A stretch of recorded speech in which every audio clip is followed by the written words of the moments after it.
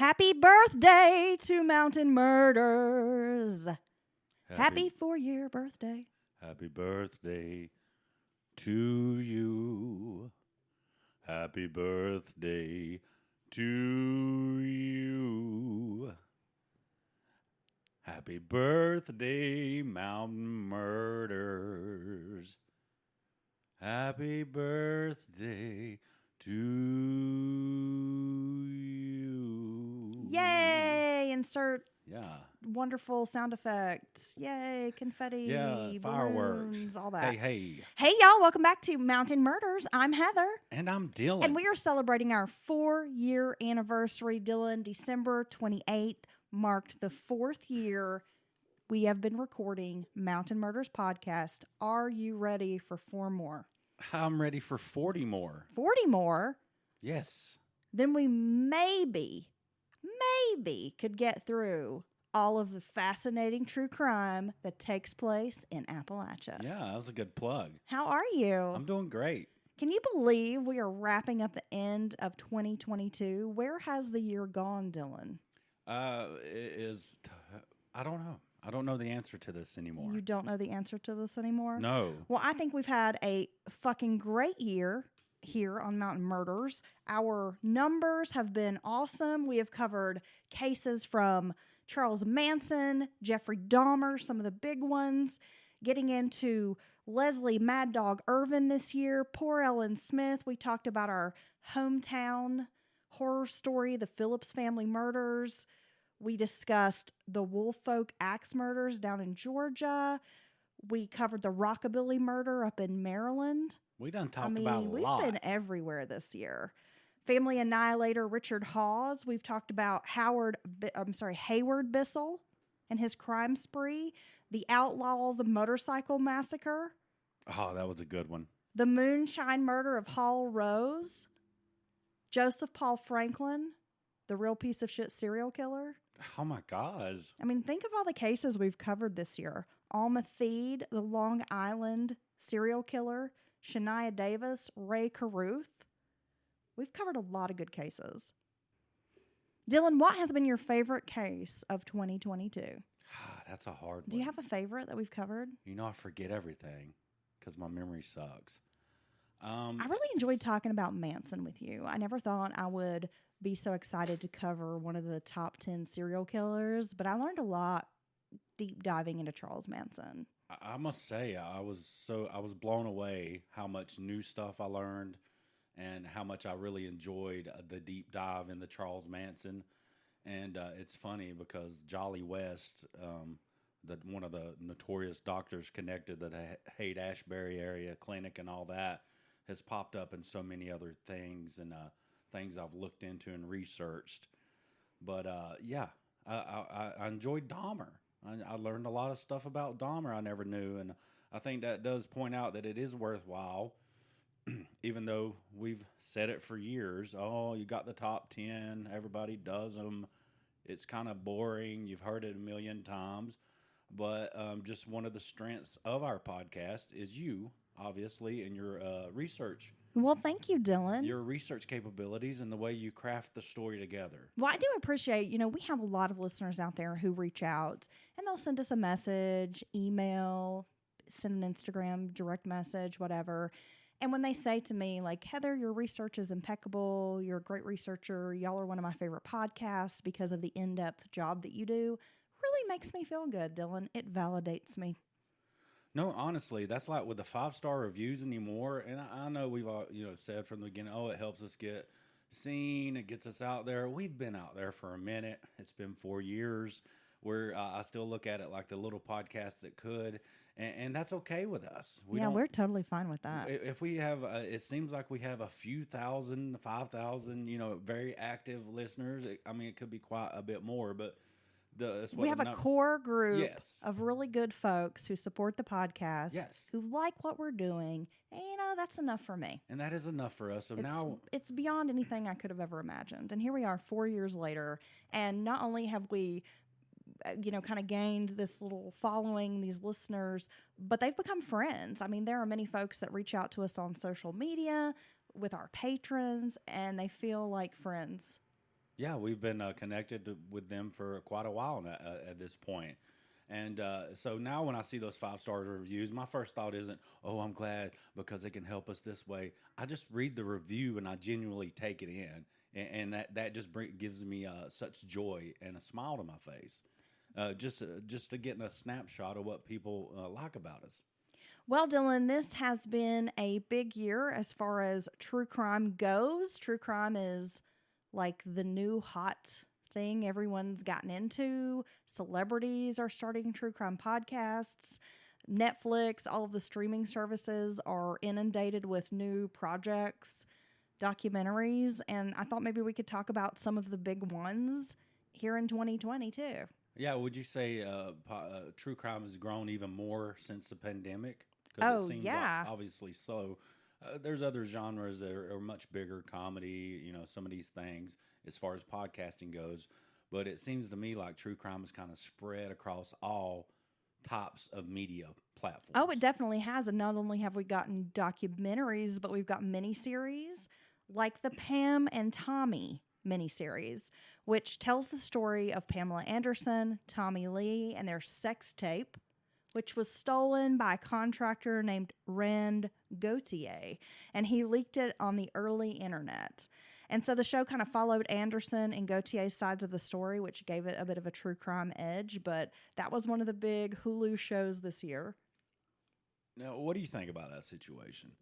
I think it was completely wrong for the person to What an steal invasion of yes, privacy. over money, or he felt like he had been wronged or whatever. But he stole the entire safe. He couldn't break in the safe. He steals the entire safe.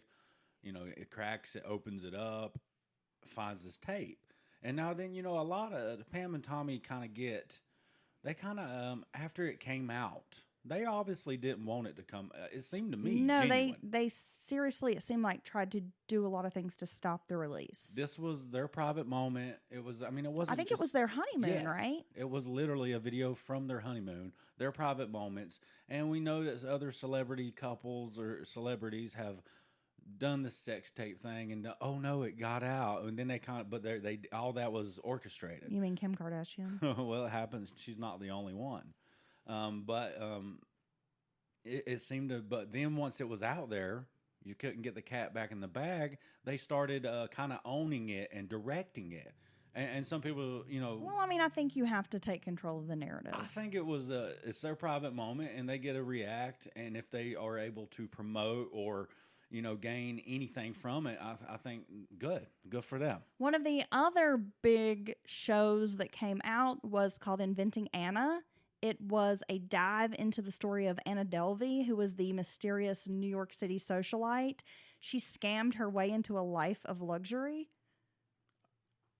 I know that she hurt people, she lied to people, she stole from people, but she also pointed out just the hollowness and kind of ridiculousness of these certain circles and the way these people operate. It makes me think of like the Fire Festival. Well, she's like the human Fire Festival. Well, when you have a place where you can bullshit, a hotel, for instance, 5-star, super nice, ridiculous I can't prices. bullshit my way into like a Motel 6. The fact that they're scared to offend you as the customer, if you are the person you're claiming to be, they will let you get so far. They will give you so much rope just to make sure that they don't offend you if you really truly are connected and rich and powerful. And it was criminal activity, no doubt about it. It was wrong what she was doing. But I did think it was kind of comical in the end that, how these people, I don't know, how they live their lives, if you will. How they had me go, they went on this huge trip with me and I paid for everything. Well, you shouldn't do that. You know what I mean? You shouldn't do that unless there's someone out there who's a very wealthy person that would like to be Mountain Murder's benefactor. And I will gladly let you fly me anywhere in the world on an all-expense paid trip. I will be there with bells on. Wow. Okay? But you're clarifying that up front. Yeah. You're not pretending. If you want like a poor hanger-on friend, like if you want someone who's poor but bougie to come hang out with you, call me. Yeah, but see, we're going to give back. We're going to entertain as well. Oh yeah, I mean, I'm lots of fun. Get a couple Because, drinks in me, yeah, hand me a microphone, give me some tap shoes. get two turntables and a microphone I'm where it's at. and some blueberry vodka and tonic, and this girl is making it happen. It's true. Yeah, it's true. Yeah.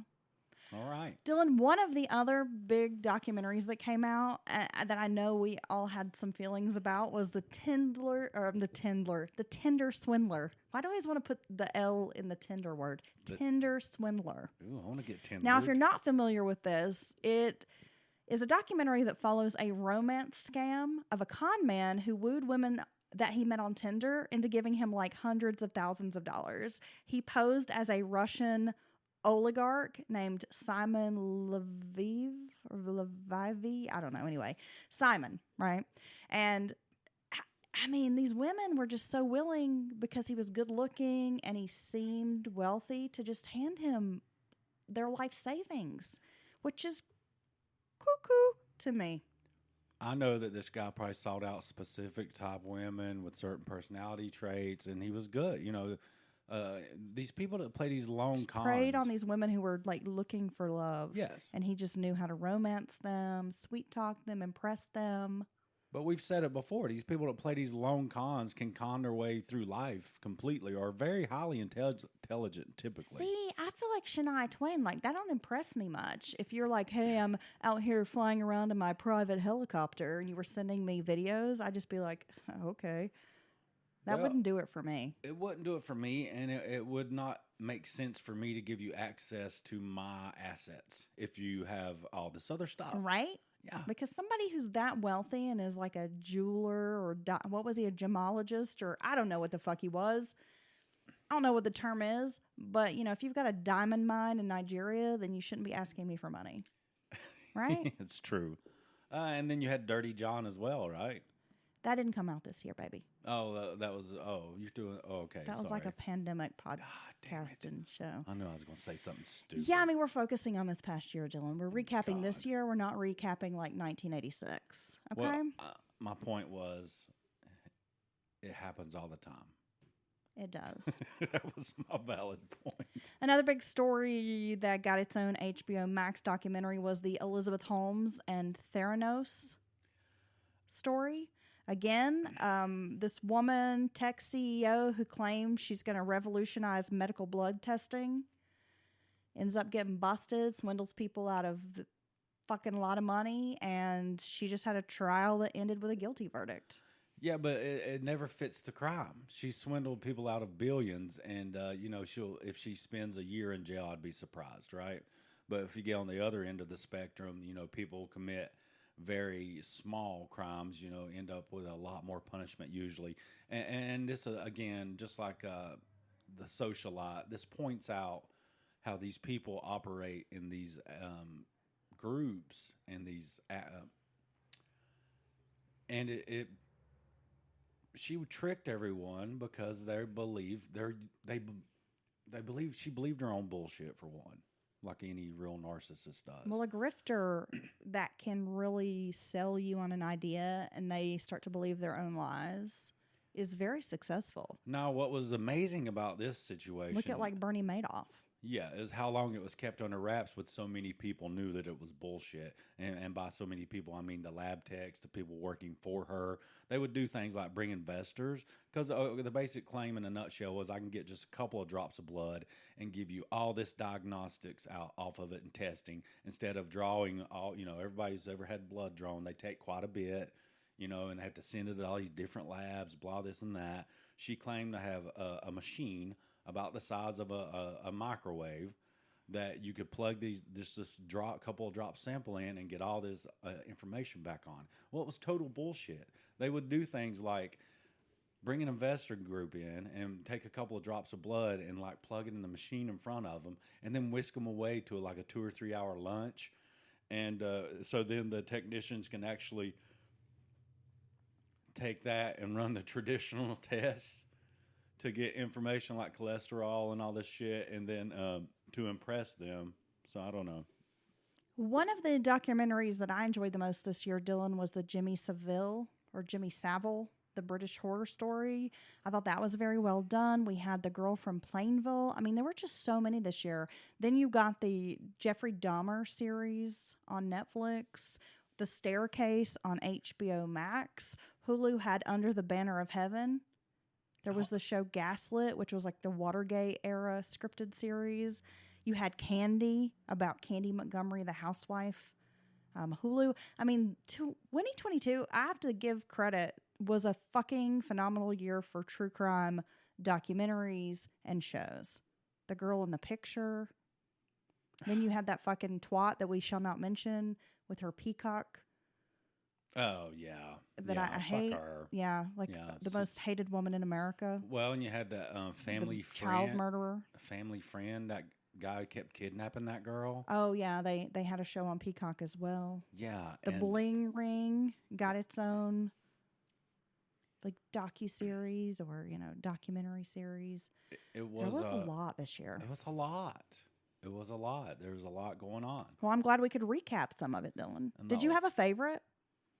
I enjoyed... I thought the Jimmy Savile one was really interesting. It was just such a bizarre story that spans so many decades. And you think, how in the world does this monster get away with this? But also be this most like beloved icon in Britain. I mean, the whole thing is just like a wild roller coaster ride. And in his wake, all of these poor victims who are left to clean up the broken pieces of what this fucker did.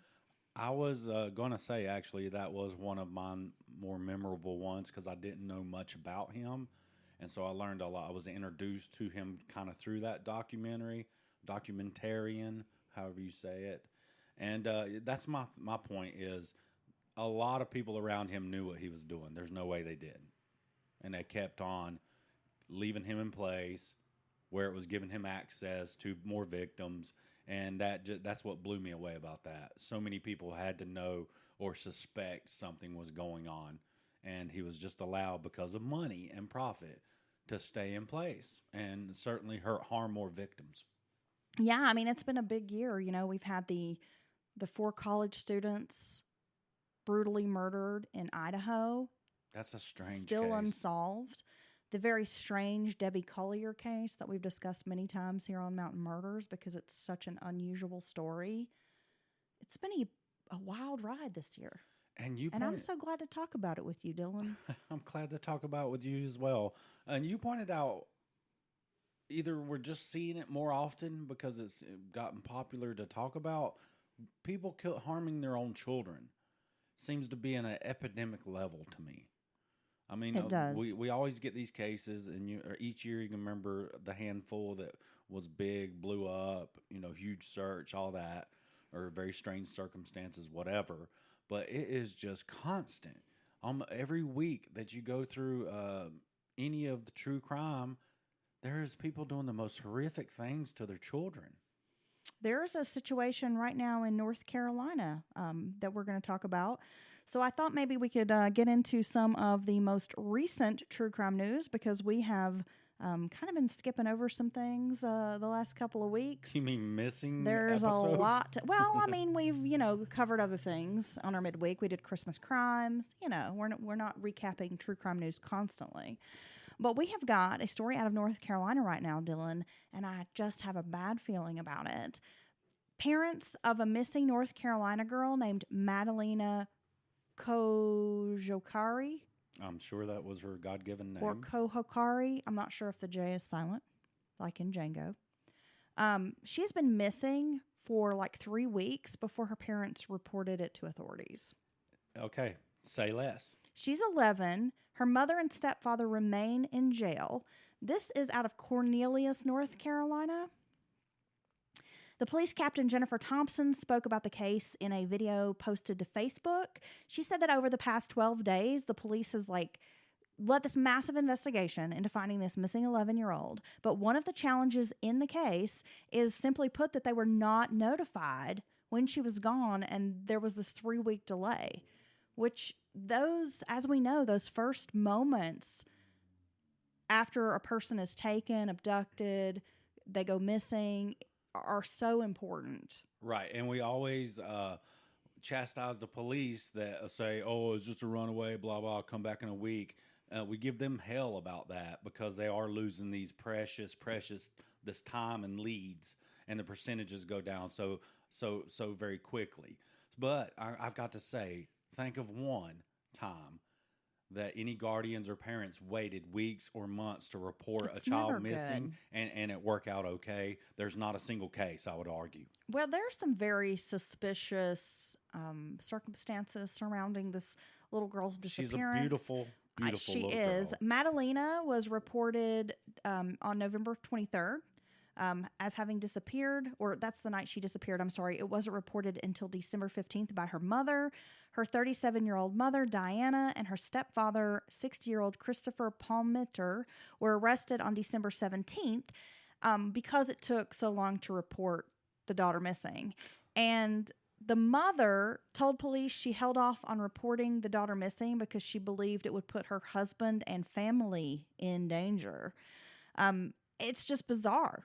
Like, they've gone door to door to at least 245 homes trying to canvass the area, looking at surveillance video, trying to figure out what happened to this little girl. Yeah. And there's some interesting news that surfaced that the evening that she went missing, or the last time she was seen, her stepdad had made a trip to Michigan to pick up some items and then returned home a couple of days later, and like the mom didn't contact him the whole time he was gone to see if he knew where her daughter was. Yeah. I mean, it just is a very strange you know what it is. story. Well, unfortunately, I think maybe we do. And it's sad. And I just don't understand when we're going to address some. And then they'll have parents or a child missing, and parents or guardians in this situation say, "Well, there's really nothing we can do." You know, as long as they can't be like get them for perjury or lying to investigators. There needs to be legislation, a law at the federal level for this entire country. If you lose track or sight or whatever of your child or any child, they are in trouble for like failing to make a report within like a reasonable amount of time or something like that. Okay, but it should just be straight out. If you don't report your child missing, it should be serious. I agree. It should be such a serious crime and sentence and all that people would never ever not report the child missing, or you can go to jail for 10 years. There's another very sad case out of Lunenburg County, Virginia. A 17-year-old boy was found 10 days after his mother reported him missing. Last month, Sion Carroll's remains were found in a shallow grave on November 12th, and investigators still haven't announced a suspect or they haven't made an arrest yet. The family is saying that they are very disappointed. I guess the police haven't really reached out to them to give them any kind of updates or like any information about this. The teenager was last seen on November 2nd at his grandparents' house in Cambridge, Virginia, and they knew something was wrong when he didn't answer his cell phone because he always carried it with him. His mother reported him missing, and she says, like, again, police just haven't been very responsive. She notified them that her son was probably in danger. She had all these different scenarios like running through her head about what was going on with him. And then, of course, the police are like, oh, well, he's probably just with friends or ran away, just not taking it very seriously. He probably just moved a community over and started a job. The family even started their own GoFundMe site to raise money for their own independent investigation. They had to contact the news outlets to bring awareness to everybody. And then 10 days after he was reported missing, they found his body in a shallow grave. It's being investigated as a homicide. He had 2 gunshot wounds, one to his head and one to his spine, and he had been dismembered with lye poured on him, along with some cement, and then buried in a shallow grave. Now, how could this not be taken incredibly seriously? And I just have a really hard time when law enforcement leaves the family in the dark. And I know there's probably information or details that they simply cannot share because it could maybe, affect the investigation. Mess with the investigation a little bit. But it just seems like you should be in contact with his family. And I don't know. It's a really sad story. I agree. I would be angry, just like this family, if I was getting no answers.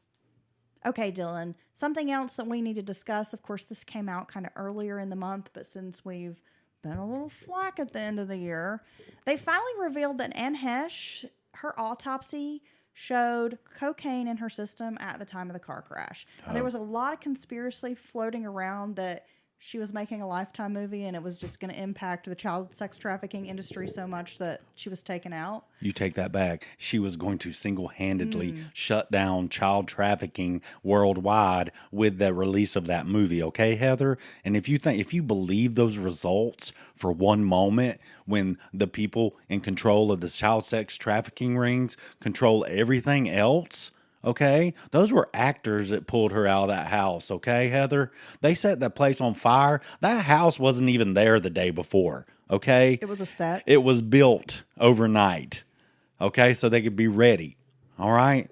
Now, with trap doors. She did appear to have some sort of bottle in the seat in the front of the vehicle moments before she crashed, but they've determined there was no alcohol in her system. She did have cocaine in her system, and fentanyl was detected. But they determined that the fentanyl was administered at a hospital where she was getting like treatment for chronic pain. Damn, son.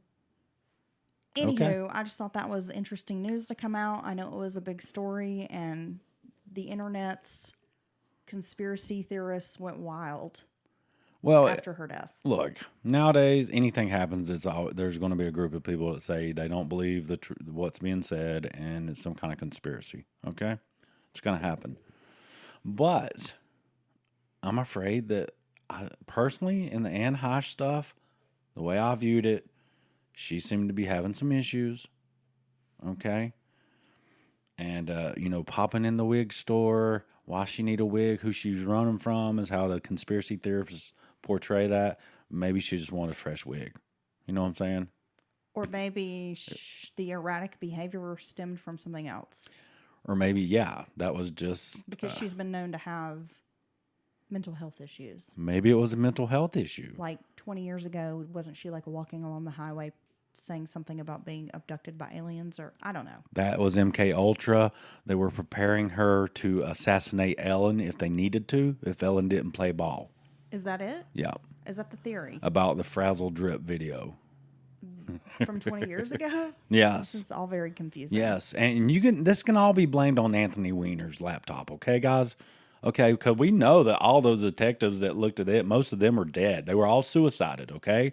All of them, which is actually true. Like 8 out of a 12-man unit committed suicide along the years after looking at his laptop. We can go there.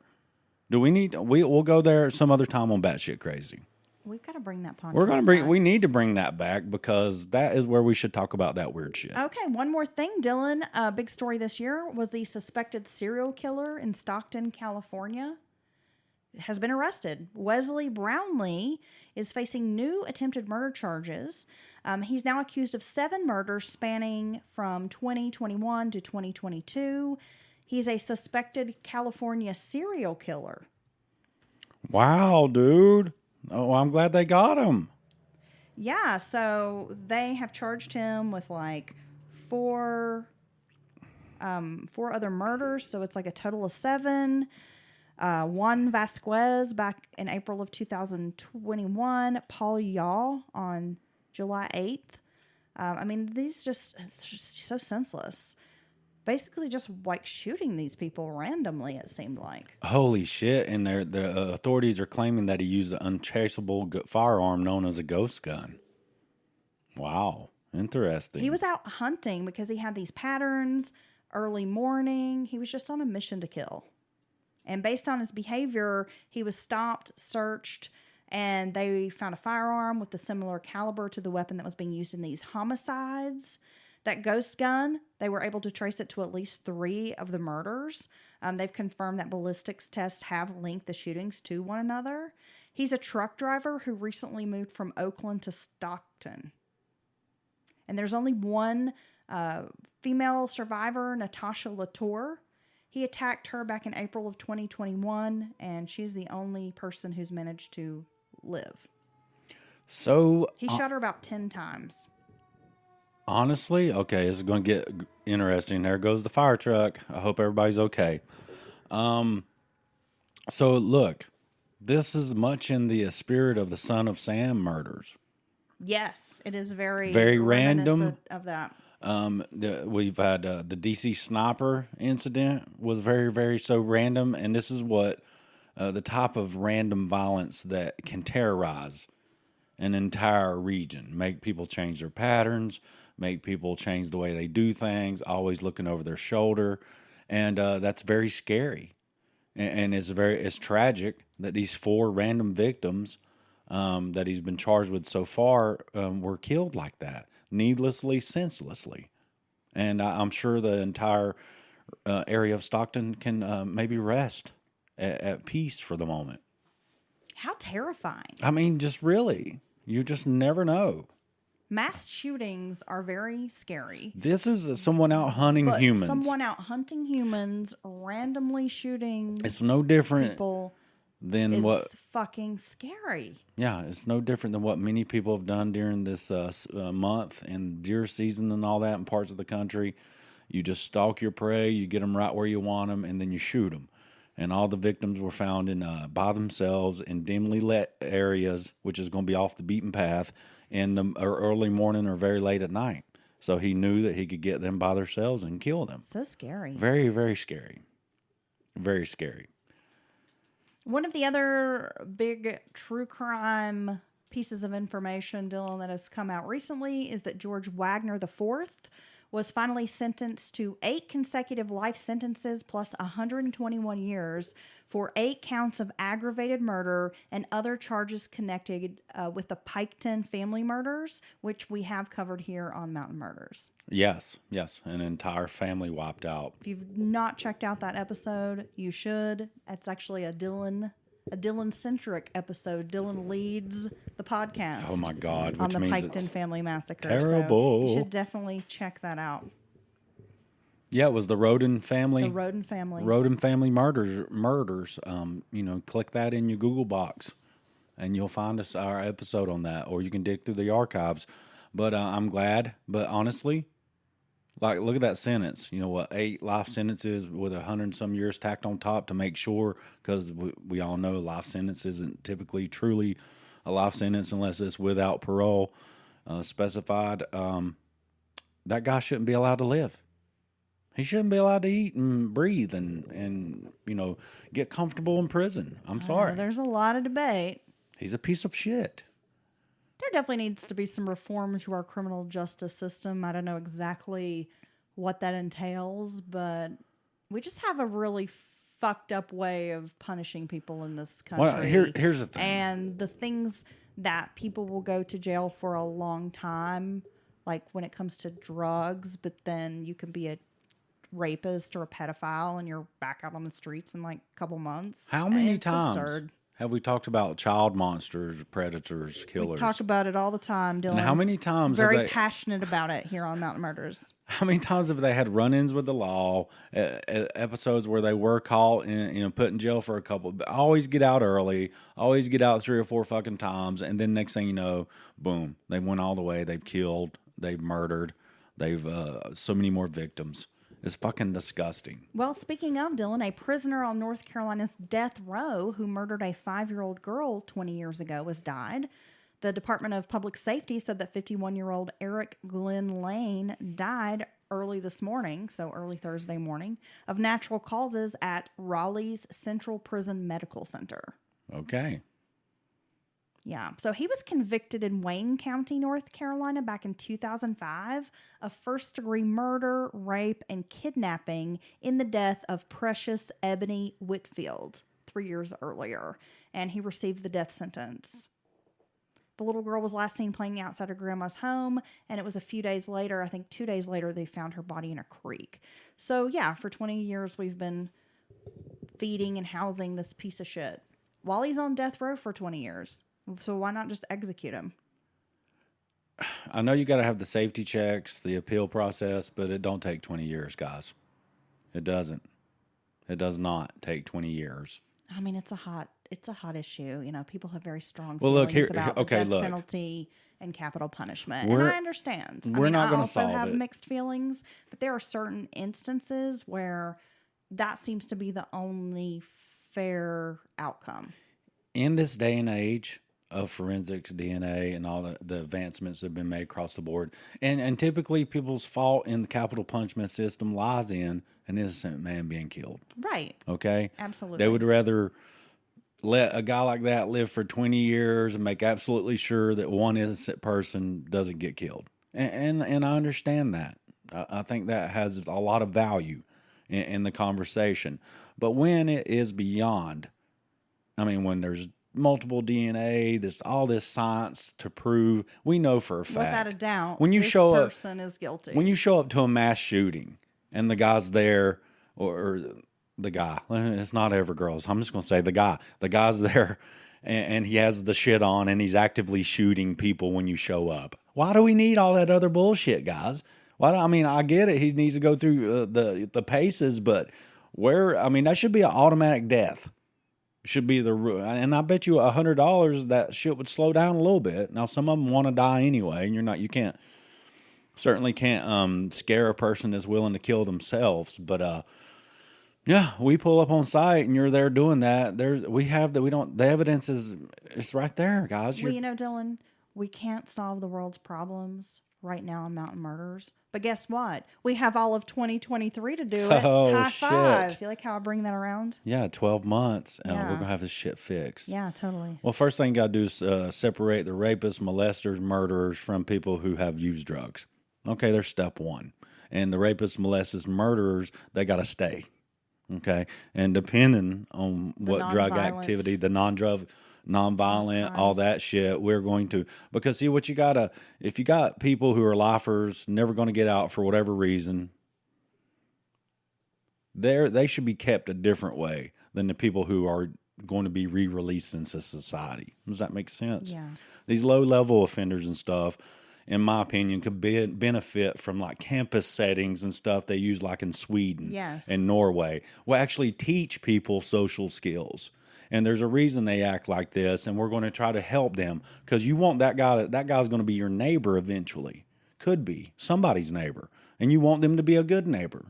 And they need to learn skills. They need to learn life skills, job skills, something. Well, it's proven that it significantly cuts the recidivism rate. Yeah. The recidivism.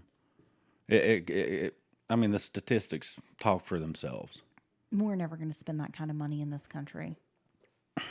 We don't want to pay for justice reform. We don't want to pay for mental health care. I'm no softy, because the other ones who are the murderers, rapists, molesters, they should be in a hard labor camp. Now, here's a hot take. They should be in a hard labor camp. Now that you're giving me that, okay, I was just going to say I have a hot take here. I know it's not a popular opinion in 2022, heading into 2023. Damn, this is a very controversial episode. Bring back the chain gangs. There you go. I know there's a lot of folks out there who are like, oh, that's cruel and unusual punishment, and that's slavery and whatever. It is. But, if you do some shit crime, then you should be out paving my fucking road or something. Don't rape, murder, and fuck with kids, and you wouldn't be on there. Okay? And these are the people, okay, I know people might be like, what the fuck are they talking about right now? Let them pick These up are the people off the highways. who is 1,000% sure of what they are.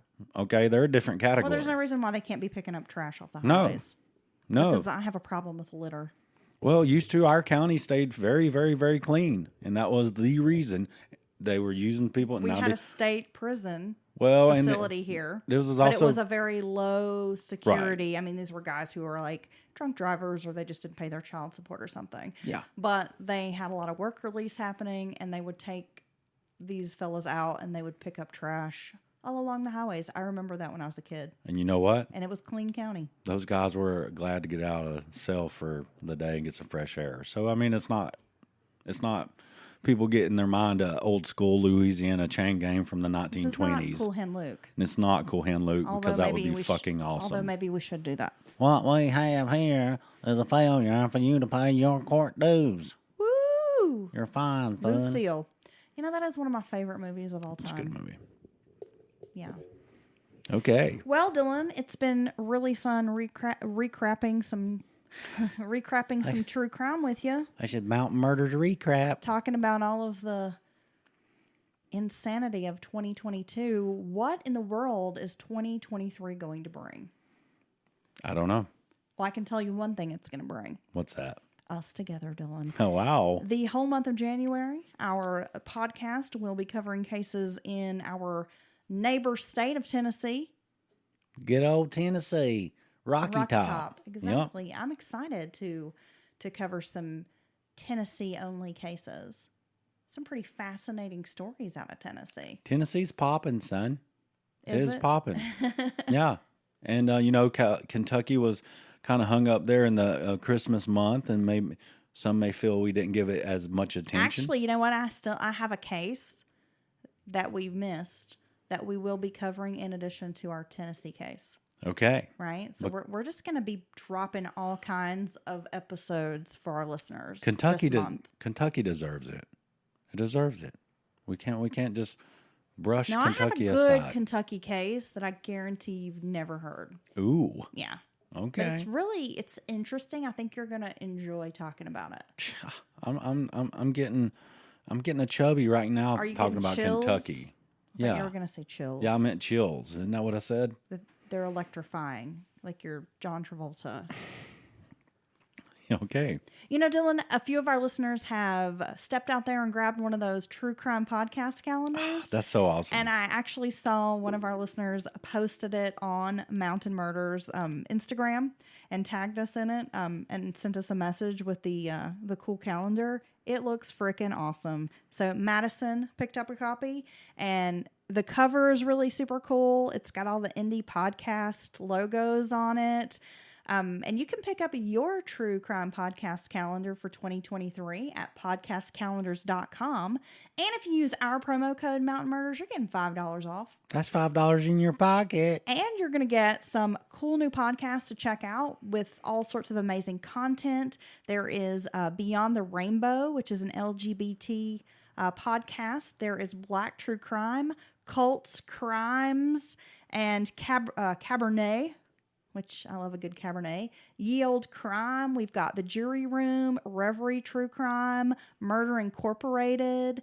So many awesome indie podcasts for you to check out this year. Man, I can't wait to start digging into all those. I need some new what? content. That's going to be my New Year's resolution. It's to find more podcasts to listen. I mean, we're always up for suggestions. So if you've got a podcast you've been jamming, let us know about it. You know what I did realize in my Spotify review end of year thing this year, which is always people, the wrap. I've got to put together some new music playlists because I've worn out what I have, and it's raggedy as hell. And it's still good stuff, but I've just wore it out. I think it's interesting every year to see like what my number one artist was. Yeah. And it kind of shows what mood I've been in or maybe who I've really been listening to. Because last year, my number one artist was Otis Redding. Okay. And I fucking love Otis. I'm a huge fan of like 60s soul music, right? This year, my number one artist that I streamed the most, David Bowie. Oh, interesting. Yeah. Nice. It was funny. I had all these like bands on there, and then in my top 5, David Lee Roth was listed. Nice. Which I thought was hilarious because it didn't really go with the other bands that I had been listening to, like Twin Temple or whatever. But I had a drag show back in the summer, and I performed as a drag king to Alice Cooper and David Lee Roth. So it's from that show where I listened to my song and practiced over and over again, like on repeat. So for like a whole month, it was just listening to David Lee Roth constantly. And it was so much that it impacted my whole wrap up. Ah. Yeah, you just got wrapped. Yeah. And we had some people reach out and show that Mountain Murders was their most listened to podcast of the year. And I got to say, like I was saying earlier. When you've got someone showing you, hey, I streamed your podcast for like 40,000 minutes this year. Yeah. I listened to the whole 4 years of content. It's pretty dope. That blows us away. And it always reminds us that we really appreciate why we keep doing this. We are not alone.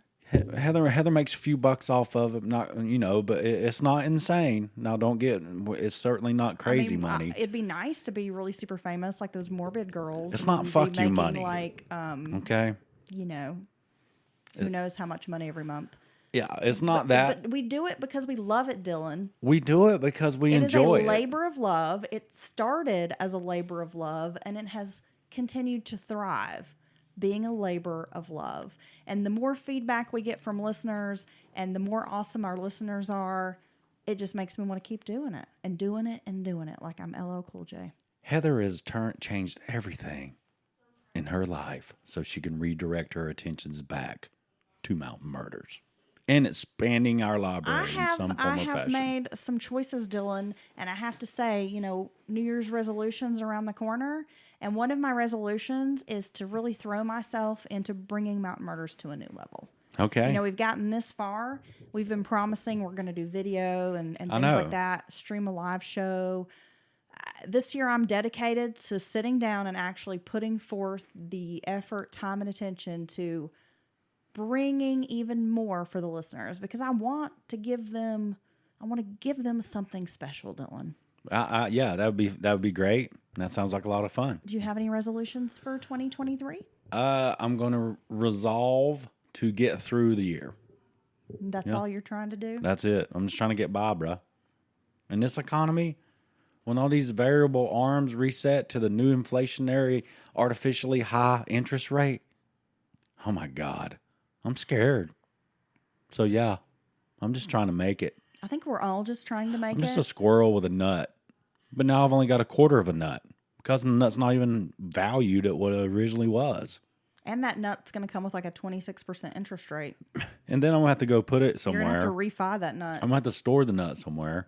And then every time I want to go access my nut that I worked for hard for in the first place, I'm going to have to give them a percentage of my nut to get at my nut. Well, that's depressing. Yeah. Anyway, my resolutions, Dylan, maybe are a little bit brighter. I have vowed that, you know what, I'm not going to go into too much detail, but I have had a little bit of a health scare here at the end of the year, and thankfully it's resolved, and I'm not worried anymore. But I think having that little bit of health scare has made me realize how important it is to take care of myself. I often, like a lot of women out there, and probably a lot of men too, neglect my health.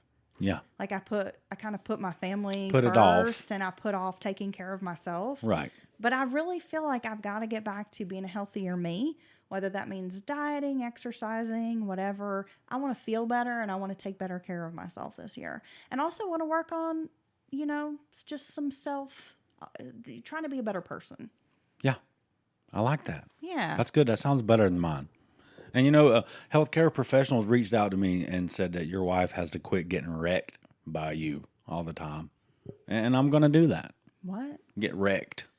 With that incredible sex I give you. They told me I had to slow it down for your health reasons. Why is none of this familiar to me? Well, the HIPAA laws. When is this happening? I don't know. Do you have like specific dates? Yeah. I need to see some documentation. The last time they had to bring the traction equipment into our home for you to recover. This is...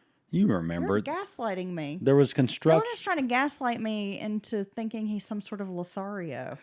There was caution tape Do you know around our the listeners bed. are probably so tired of you Do you remember that? making crude jokes about your penis all the time? And I didn't say a thing about my penis. See, you always bring it up. And they said that that's unhealthy for you as well. That you have to have something else in your life that you concentrate on besides my penis. And I agree. Now I have to say, I agree. I'm pretty open-minded about things. What was it, like maybe 2 days ago? We went to the big city, right? We went to the big city. And my daughter and I asked you to stop at this, like a metaphysical kind of store that we'd been wanting to go in, right? Yeah. And you sat in the car. So we go into the store and we're walking around, and it's like, all your little things for your blessings and spells and incense and books and all the crystals, things you would find at a metaphysical shop, right? And then I'm kind of checking out, they have a whole section of candles. A lot of folks are into candle magic, right? And they had these candles that were just big dicks. They did. Did they really? Had big dick candles. Wow. I like the way you say that. And then they also had like vagina candles. Well, that's good. But I have to say, the vagina candles, they didn't look that great. Well, Because I knew what it was, but I was like, I feel like this could be better, like more Yeah. detail. They need a better mold. Well, it'd be easy to make But there was no denying the this dick candle. 12-inch dick It candle. was that big? Yeah. Damn. Not even no Guess teacups you can do some like love spells and things with or them. tea lights. Just full on 12 inches. Yeah. Sometimes it's awkward, when you have Yeah. kids You can do a lot with and that you're walking candle. around a store and you're like, oh, look, oh. And then, you guys lock eyes and then you lock eyes with a dick candle and then you just try to turn and walk the other way. Yeah. And so it's not weird. Okay.